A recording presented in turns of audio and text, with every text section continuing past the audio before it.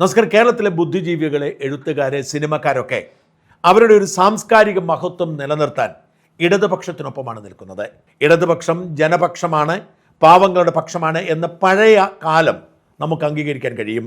എന്നാൽ കളങ്കിത കച്ചവടക്കാരെയും കളങ്കിത മതപുരോഹിതന്മാരെയും ചേർത്ത് പിടിച്ച് പാവങ്ങളെ പരിഹസിക്കുന്ന, ലോകമെമ്പാടും ചുറ്റിക്കറങ്ങി ആഡംബര സൗകര്യങ്ങൾ ആസ്വദിക്കുന്ന പിണറായിസ്റ്റുകളെ കമ്മ്യൂണിസ്റ്റുകാരെ കരുതി ആദരിക്കുന്നത് എന്തുതരം സാമൂഹിക ബോധത്തിന്റെ ഭാഗമാണ് എന്ന് ചോദിച്ചാൽ ഇവർക്ക് ഉത്തരമുണ്ടോ?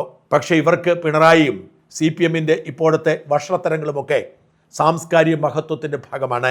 സോഷ്യൽ മീഡിയയുടെ കാലത്ത് ഇത്തരം സ്തുതിഗീതങ്ങൾ പാടുന്നവർക്ക് സമ്മാനങ്ങളും പ്രതിഫലങ്ങളും മാത്രമല്ല, അവരെ പൊക്കിക്കൊണ്ട് നടക്കാനും അവരുടെ ആർക്കും വേണ്ടാത്ത സാഹിത്യം നെഞ്ചിലേറ്റി ഓശാന പാടാനുമൊക്കെ ആളെ കിട്ടും. എന്നാൽ ആത്മാഭിമാനമുള്ള ചിലരെങ്കിലും വഴിതിരിഞ്ഞ് നടക്കും. അങ്ങനെ ഒരു ആത്മാഭിമാനിയാണ് പിഷാരടി എന്ന സിനിമക്കാരൻ.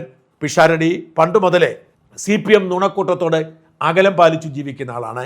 പരസ്യമായി തന്നെ തൻ്റെ കോൺഗ്രസ് ബന്ധം പറയുകയും ഒടുവിൽ കോൺഗ്രസ്സുകാരനായി മത്സര രംഗത്തിറങ്ങുകയും ചെയ്ത ആളാണ്. സ്ഥാനാർത്ഥി എന്ന നിലയിൽ പിഷാരടി വലിയ സ്വീകാര്യത നേടുന്നതും ഓരോ മറുപടിക്കും കയ്യടി കിട്ടുന്നതും പിഷാരടിയുടെ സാംസ്കാരിക ബോധം കൊണ്ട് തന്നെയാണ്. അത്തരത്തിൽ CPM-നെതിരെ നിൽക്കാൻ ധൈര്യമുള്ള മറ്റൊരു സിനിമക്കാരനാണ് സലിം കുമാർ. സലിം കുമാർ എറണാകുളം ജില്ലയിലെ വടക്കംപറവൂരുകാരനാണ്. എന്ന് വെച്ചാൽ VD സതീശൻ്റെ നാട്ടുകാരൻ. സലിം കുമാർ ഒരിക്കലും എന്ത് വിചാരിക്കും, അവസരം നഷ്ടപ്പെടുമോ എന്ന് കരുതാതെ തന്നെ തൻ്റെ നിലപാട് ഉറച്ചു പറയാറുണ്ട്. അതുകൊണ്ട് തന്നെ ഇടത് സാംസ്കാരിക നായകർക്കും സൈബർ ബുദ്ധിജീവികൾക്കും സലിം കുമാറിനെ കണ്ടുകൂടാ. സലിം കുമാർ കമ്മിക്കൂട്ടങ്ങളെ സുഖിപ്പിക്കാൻ ഒരിക്കലും രംഗത്തിറങ്ങാറില്ല. കമ്മിക്കൂട്ടങ്ങൾ വിചാരിച്ചാലും തടയാൻ കഴിയുന്ന നടനല്ല സലിം കുമാർ. അത്രയേറെ പ്രതിഭാശാലിയാണ്. എവിടെയൊക്കെ അവസരം കിട്ടിയാലും പരമാവധി സിനിമയിലേതുപോലെ തന്നെ ഹാസ്യം ഉരുക്കി ചേർത്ത് പ്രസംഗിച്ച് കയ്യടി നേടാൻ സലിം കുമാർ ശ്രമിക്കാറുണ്ട്. അങ്ങനെ ഒരു പ്രസംഗമാണ് ഇന്നലെ പറവൂരിൽ VD സതീശൻ്റെ തെരഞ്ഞെടുപ്പ് കൺവെൻഷനിൽ സലിം കുമാർ നടത്തിയത്. UDF-ന് വോട്ട് ചോദിച്ചുകൊണ്ടുള്ള പ്രസംഗത്തിൽ സലിം കുമാർ പിണറായി വിജയനെയും CPM-നെയും എടുത്തിട്ട് അലക്കുകയായിരുന്നു. നിറഞ്ഞ കയ്യടിയോടെ പൊട്ടിച്ചിരിയോടെയുമാണ് സദസ്യർ ആ പ്രസംഗം സ്വീകരിച്ചത്. വിശാലമായി തന്നെ പ്രസംഗം നടത്തിയിട്ട് സലിം കുമാർ 3 കഥകളിലേക്ക് പോയി.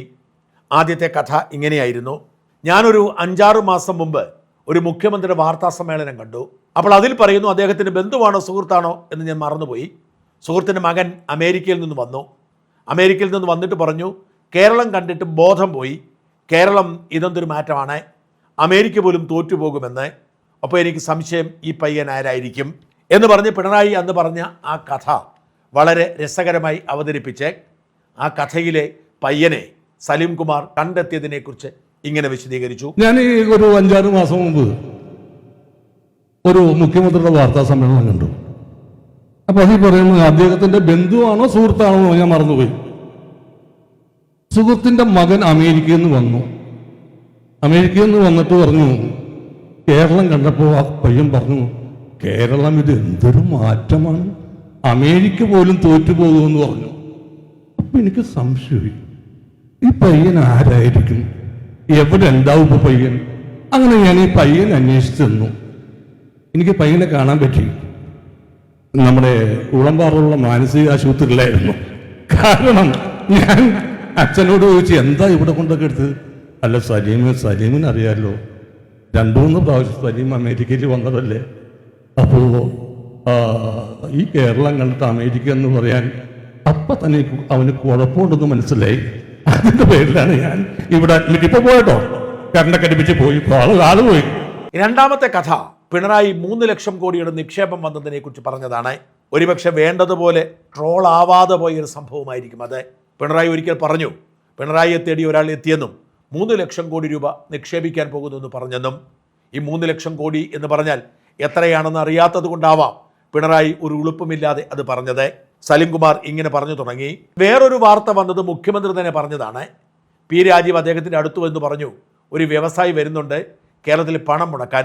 മുഖ്യമന്ത്രി വിചാരിച്ചു വല്ല നിസ്സാര പൈസയും മുടക്കാൻ വന്നതാണെന്ന്. അങ്ങനെ ഒരു വ്യവസായി വന്നു, വ്യവസായിക്ക് പേരില്ല കേട്ടോ. എന്നിട്ട് ആ 3 ലക്ഷം കോടി മുടക്കാൻ വന്ന ആ വ്യവസായിയെ തേടി സലിം കുമാർ പോയ കഥയാണ് സലീം തൻ്റെ പ്രസംഗത്തിലെ രണ്ടാമത്തെ കഥയായി പറഞ്ഞത്. 2 ആഴ്ചയായിട്ടുള്ളൂ, ഒരാഴ്ച 1 മാസമായിട്ടുള്ളൂ വേറെ ഒരു വാർത്ത വന്നത്. വാർത്തയെന്ന് വെച്ചാൽ മുഖ്യമന്ത്രി തന്നെ പറഞ്ഞത്. അപ്പോൾ P. രാജീവ് അദ്ദേഹത്തിനോട് എന്ന് പറഞ്ഞു, ഒരു വ്യവസായി വന്നുണ്ട് കേരളത്തിൽ പണം മുടങ്ങാൻ വേണ്ടിയിട്ട്. അപ്പൊ മുഖ്യമന്ത്രി വിചാരിച്ചു വളരെ നിസ്സാര വല്ല പൈസ മുടക്കാൻ വേണ്ടി വന്നെയാണെന്ന് വിചാരിച്ചു. അങ്ങനെ ഈ വ്യവസായി വന്നു. ഈ വ്യവസായിക്ക് പേരില്ല കേട്ടോ, പേര് പറയില്ല പുള്ളി. പയ്യനും പേരും അഡ്രസ്സൊന്നുമില്ല, വ്യവസായിക്കും പേരും അഡ്രസ്സൊന്നുമില്ല. അപ്പൊ ആ വ്യവസായി വന്നു. അപ്പൊ എത്ര രൂപയാണ് മുടക്കാൻ ഉദ്ദേശിക്കുന്നത്? 3 ലക്ഷം കോടിയാണെന്ന് പറഞ്ഞു. അപ്പൊ പുള്ളി ഞെട്ടി, മുഖ്യമന്ത്രി ഞെട്ടിയിട്ട് ചോദിച്ചു, എന്താണ് ഈ കേരളത്തിൽ 3 ലക്ഷം കോടി മുടക്കുന്നത് എന്താണെന്ന് ചോദിച്ചു. അപ്പൊ അദ്ദേഹം പറഞ്ഞു, വ്യവസായ സൗഹൃദം ലോകത്ത് ഇത്രയുള്ളൊരു സ്ഥലം ലോകത്ത് എങ്ങുമില്ല. ആന്തൂർ സാധനെ പോലുള്ളവരൊക്കെ എങ്ങനെയാണ് നിങ്ങൾ സഹായിച്ചത്? അപ്പോ ഇത് കേട്ടപ്പോൾ ഞാൻ വീണ്ടും ഇയാളെ അന്വേഷിച്ചു ചെന്നു. അയാൾ അന്വേഷിച്ച് ചെന്നപ്പോ അയാൾ നമ്മുടെ പയ്യൻ കിടന്നില്ലേ അതിന്റെ ഇപ്പുറത്തെ വാർഡിൽ. അങ്ങനെ ഇല്ലാത്ത കഥകള്. അപ്പൊ ഡോക്ടർ പറയാണ്, മൂലമറ്റത്തുനിന്നുള്ള പവർ വെച്ച് ഷോക്ക് കൊടുത്തിട്ട് തീർന്നില്ല, ഇനി കഠിനംകുളത്തുനിന്ന് മറ്റേ താപനിലയത്തിൽ നിന്ന് വൈദ്യുതി വന്നാല ഇയാളുടെ ഇത് ഭ്രാന്തി മാറുള്ളൂ എന്ന് പറയാം. അങ്ങനെ ഓരോ ദിവസം തോറും ഓരോ തള്ളു. മൂന്നാമത്തെ കഥ മെസ്സി എന്തുകൊണ്ട് കേരളത്തിൽ വന്നില്ല എന്നതാണ്. മെസ്സി വരും കേട്ടോ എന്ന് പറഞ്ഞ് തള്ളിയ സഖാക്കൾ, അതിൻ്റെ പേരിൽ വോട്ട് പിടിച്ച സഖാക്കൾ ഒടുവിൽ മെസ്സിയെക്കുറിച്ച് മിണ്ടാതായതിൻ്റെ രഹസ്യം തേടി സലീംകുമാർ പോയതും, ഒടുവിൽ മെസ്സി തന്നെ സലീംകുമാറിനോട് എന്തുകൊണ്ട് വരുന്നില്ല എന്ന് പറഞ്ഞതും സലീംകുമാർ ഇങ്ങനെ അവതരിപ്പിക്കുന്നു. കായിക മന്ത്രിയുടെ പേരിൽ വേറൊരു തള്ളു. നിങ്ങളൊക്കെ കേട്ട് കാണാം, മെസ്സി വരും കേട്ടോ. മെസ്സി ഇവിടെ വരും, കലൂർ സ്റ്റേഡിയത്തിൽ വരും. കലൂർ സ്റ്റേഡിയത്തിൽ വന്നിട്ട് കൈരളി TV കോമഡി ഷോ അവതരിപ്പിക്കും. അങ്ങനെ പല ഇതുണ്ടായിരുന്നു. അവിടെ പണിയുന്നു, ഇവിടെ പണിയുന്നു. അപ്പോ മെസ്സി ഇവിടെ വരും, ഇന്ത്യയിൽ വരികയും ചെയ്തു. ആന്ധ്രാപ്രദേശിൽ വന്നു, ബോംബെയിൽ വന്ന്, ഡൽഹിയിൽ വന്നു. അപ്പൊ ഞാൻ മെസ്സിനോട് ചോദിച്ചു, മെസ്സി എന്താണ് കാരണം? താൻ ബോംബെയിൽ വന്ന്, ഹൈദരാബാദിൽ വന്ന്, ഡൽഹിയിൽ വന്ന്, ഞങ്ങളുടെ കേരളത്തിൽ വരാൻ എന്താണ്? അപ്പൊ അദ്ദേഹം എന്നോട് പറഞ്ഞു, ചേട്ടാ വേറൊന്നും വിചാരിക്കരുത്, കേരളീയരോട് ഒരു ദേഷ്യമില്ല. എനിക്ക് 8 ബാലൻഡർ പുരസ്കാരമുണ്ട്. ബാലൻഡർ പുരസ്കാരം അറിയാലോ, ലോകത്തിലെ ഏറ്റവും മികച്ച ഫുട്ബോളർക്ക് കൊടുക്കുന്ന പുരസ്കാരമാണ്. അത് 8 സ്വർണ്ണ പന്തുകളാണ്. അയ്യപ്പസ്വാമിയുടെ സ്വർണം കെട്ട യോമാരി എന്റെ ബാലൻഡർ പുരസ്കാരം വെറുതെ വെക്കുമെന്ന് ചേർന്ന് തോന്നുന്നുണ്ട? അങ്ങനെയൊക്കെ ചെയ്യാൻ ചേട്ടാ മറ്റാരുണ്ട് LDF അല്ലാതെ?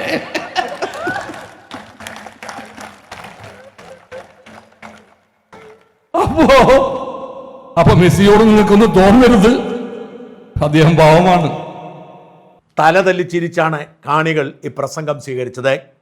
CPIM എന്ന രാഷ്ട്രീയ പാർട്ടിയും അതിന് നേതൃത്വം കൊടുക്കുന്ന മുഖ്യമന്ത്രിയുമൊക്കെ എന്തുതരം നുണയാണ് ജനങ്ങളോട് പറഞ്ഞുകൊണ്ടിരിക്കുന്നത് എന്ന് കാര്യകാരണ സഹിതം പരിഹസിക്കുകയാണ് സലീംകുമാർ. നാളെ അഥവാ LDF വീണ്ടും അധികാരത്തിൽ വന്നാൽ സലീംകുമാറിൻ്റെ അവസ്ഥ എന്തായിരിക്കുമെന്ന് മാത്രമേ എനിക്ക് ആശങ്കയുള്ളൂ. ഇല്ലാത്ത പീഡന കേസിലൊക്കെ പ്രതിയായി സലീംകുമാർ അഴിയെണ്ണേണ്ടി വരുമല്ലോ എന്നോർക്കുമ്പോൾ ഒരു ഉൾക്കിടിലം.